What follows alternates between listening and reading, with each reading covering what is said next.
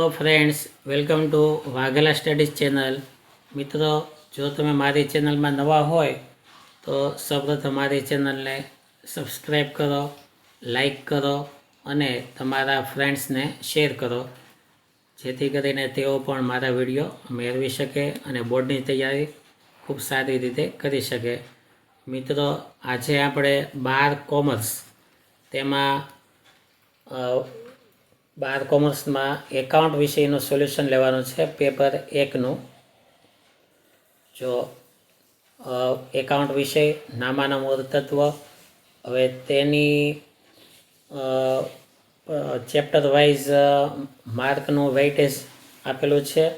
તમે જોઈ શકો છો કે પાર્ટ 1ના 7 ચેપ્ટરો છે, તેમાં કેટલા માર્કનું પૂછાશે, અને પાર્ટ 2 એકાઉન્ટ અને તેના ચેપ્ટરો 6 છે, તેમાં કેટલા માર્કનું આવશે તે આપેલું છે. એ ઉપરાંત પેપર સ્ટાઇલ અપાયેલી છે, તમે જોઈ શકો છો કે વિભાગ એ 20 માર્કનો છે, MCQ વિકલ્પો. વિભાગ બી 10 માર્કના 1 વાક્યના પ્રશ્નો છે. વિભાગ સી 3 ગુણના પ્રશ્નો. વિભાગ ડી 4 ગુણના પ્રશ્નો.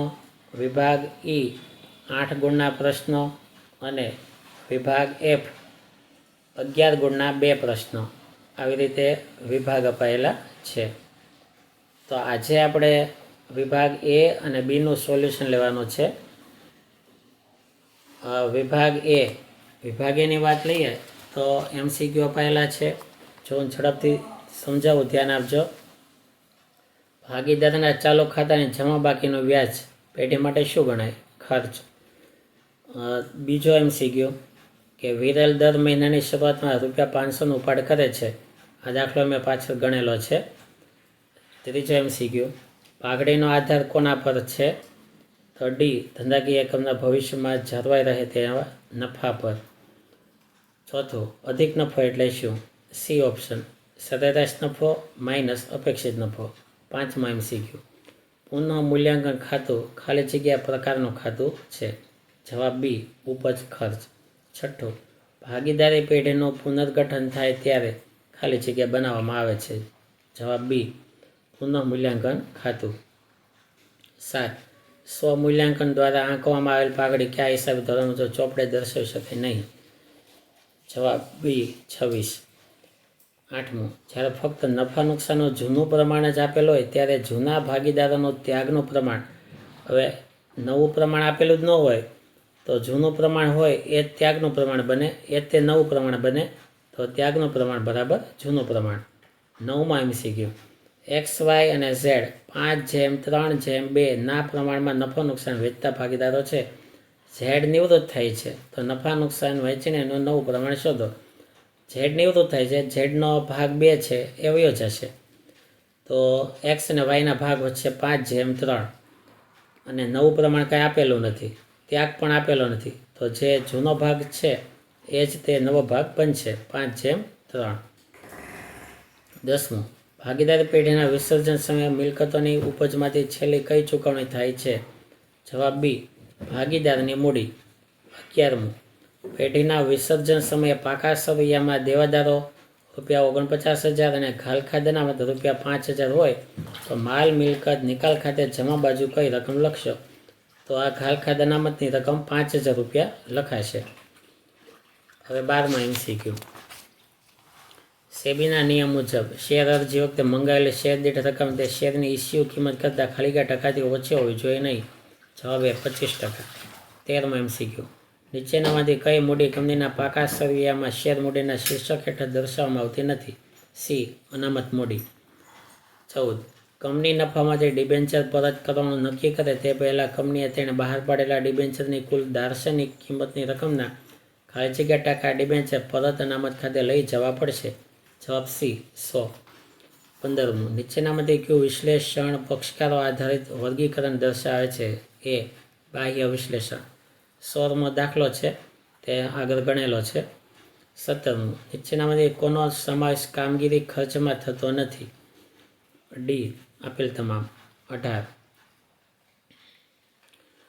નીચેનામાંથી કઈ બાબતનો સમજ ચાલુ ગુણોત્તરમાં ગણવા માટે થતો નથી? ડી. ફર્નિચર. 19મો, રોકાણો પર મળેલ ડિવિડન્ડ કે વ્યાજની રકમ. સી. રોકાણની પ્રવૃત્તિમાં રોકડ પ્રવાહમાં ઉમેરાય છે. 20, ગયા વર્ષની સરખામણીમાં ચાલુ વર્ષે પાઘડીની રકમ વધે તો? બી. પાઘડીની ખરીદી કહેવાય. હવે 2 MCQ ગણેલા આપેલા છે. જો પી 500નો ઉપાડ, ટકા 10%, એન શરૂઆતમાં ઉપાડ છે એટલે કે 78/12, સૂત્ર I = PRN/100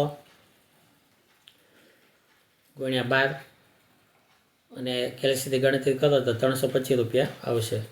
MCQ 16મો, તેમાં પાછલા વર્ષનો ખર્ચો ધારો કે 100 ગણીએ, તેમાં 20% વધારો થાય છે તો +20 કરીએ તો ચાલુ વર્ષનો ખર્ચો થાય 120. હવે જો ટકા બરાબર ખર્ચો, ટકા 120 હોય તો ખર્ચો 3 લાખ, તો ટકા 100 હોય તો ખર્ચો કેટલો?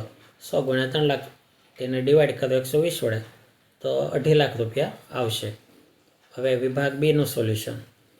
જો સવાલ 21મો, આગળ પાકાશ્રયમાં કયા મથાળા હેઠળ દર્શાવવામાં આવશે? તો જવાબ મિલકત લેણા બાજુ બિનચાલુ મિલકતમાં. સવાલ 22, પુનઃમૂલ્યાંકન ખાતાને બીજા કયા નામથી ઓળખવામાં આવે છે? તો કહેવાય નફા નુકસાન હવાલા ખાતું.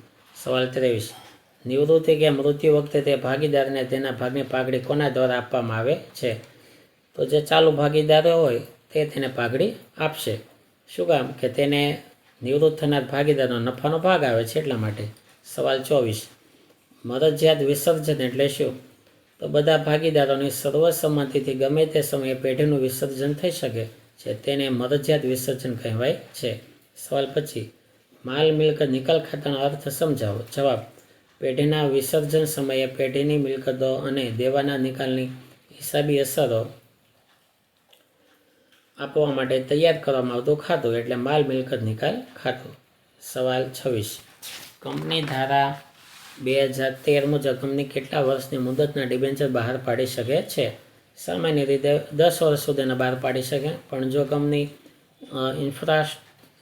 ઇન્ફ્રાસ્ટ્રક્ચર પ્રોજેક્ટમાં કામ કરતી હોય તો 30 વર્ષ સુધીના બહાર પાડી શકે. સવાલ 27, ગુણોત્તર એટલે શું?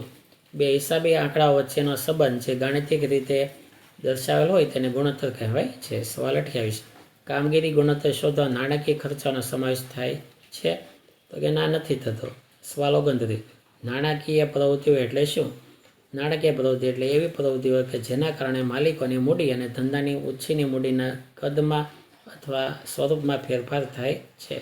સવાલ 30, ચૂકવેલ બાંયધરી કમિશન કઈ પ્રવૃત્તિમાં ધ્યાનમાં લેવાય છે? નાણાકીય પ્રવૃત્તિમાં ધ્યાનમાં લેવાય છે. તો મિત્રો, સેક્શન A અને B પૂરો થયો. તો મારા વિડીયો જોયા કરજો. આગળ હું તમને section C, D, E, F દરેકના સોલ્યુશન આપીશ. Thank you very much.